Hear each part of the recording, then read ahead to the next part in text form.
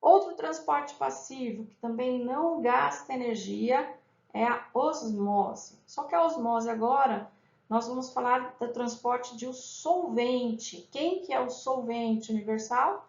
A água. Então, a água é ela que vai passar para equilibrar as concentrações.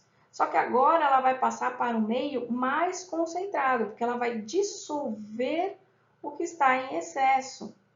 Então, passagem de água do meio menos para o meio mais concentrado. Ela vai tentar diluir o que está em excesso.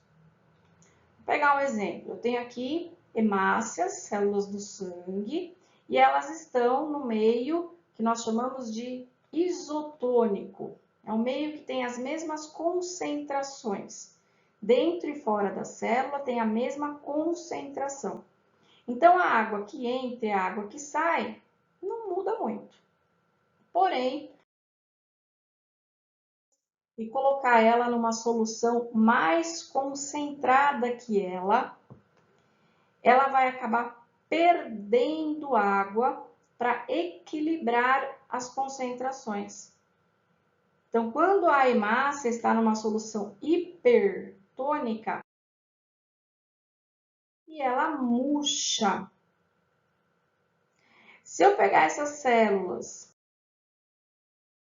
colocar ela agora numa solução hipotônica, quer dizer, uma solução que está em menor concentração que ela. Então, ela vai ganhar água. O problema é que a célula animal, que é a hemácia, ela não tem aquela proteção que a célula vegetal tem, chamada parede celular. E nesse ela na solução hipotônica, ela acaba inchando, podendo até estourar, que nós chamamos de lise celular. Já a célula vegetal se comporta de uma maneira um pouco diferente, devido à presença da parede celular. Então, quando colocada em uma solução isotônica, equilíbrio dentro e fora da célula, nós falamos que a célula está flácida, né? Está normal. Quando colocamos a célula vegetal numa solução hipertônica,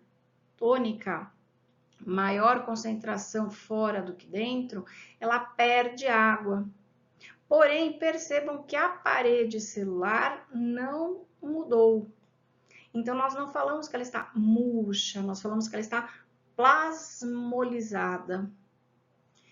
Quando colocada numa solução hipotônica, quer dizer, uma solução menos concentrada que o seu interior, ela ganha água, porém ela não estoura como as hemácias, né? Porque é uma célula vegetal, tem a parede celular.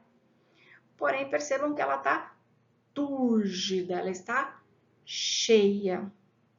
Essa é a diferença da célula animal para a célula vegetal, quando a gente trabalha com osmose.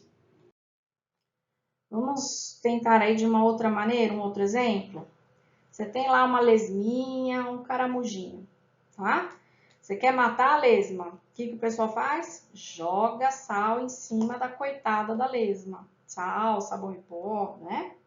Não é ecologicamente correto, mas infelizmente tem gente que faz isso. Então, você tem uma solução dentro do caracol menos concentrada do que o sal puro, né? O que acontece com esse caracol? Pega fogo, derrete, desmancha? Não, né? Ele desidrata, ele perde água. Por quê? Ele perde água para o meio mais concentrado, pelo processo de osmose. Ah, mas ele ganha sal? Provável, né? A gente não experimenta para saber, mas ele ganha sal também. Então, ele perde água, ele é menos concentrado, o sal é mais. E ele ganha sal, mais concentrado para menos. Outro exemplo, você tem lá o seu bacalhau. Já viram bacalhau Semana Santa, como ele está lá no mercado? Então, seco e salgado. Não dá para usar esse bacalhau para fazer ele no molho, né? O que tem que fazer com ele primeiro? Dessalgar.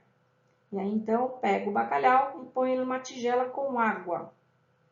Bacalhau extremamente salgado, mais concentrado. E a água menos concentrada, né?